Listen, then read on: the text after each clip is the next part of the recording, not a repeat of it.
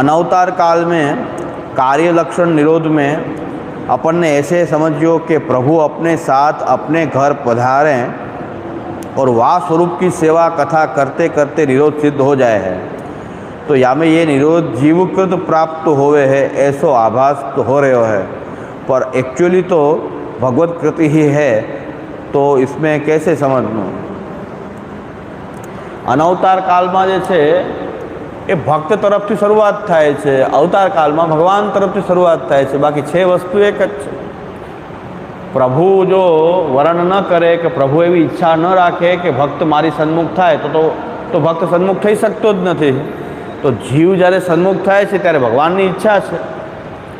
ए प्रभु एवं वर्ण करेलू छे, एवो बीज भावेनी अंदर धारेलो छे, एटले जीव भगवान तरफ खेचाई रह्यो छे। भगवान जीव तरफ खेचाय छे त्यारे जीव भगवान तरफ खेचाई शके है।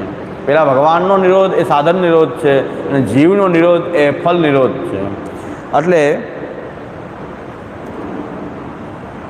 आमां आ ज समजवानुं छे कि भाई शरूआत जे अवतार काल में भगवान पोता थी करे छे। स्वयं भगवान जे छे ए बधो ज जीव माटे जे बधो ज उद्धारनो प्रयत्न प्रभु ज करी रह्या छे। अनवतार काल में शुरुआत जीव तरफ थी थाय छे।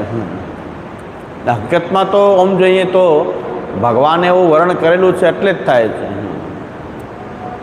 बहु अंतर नहीं।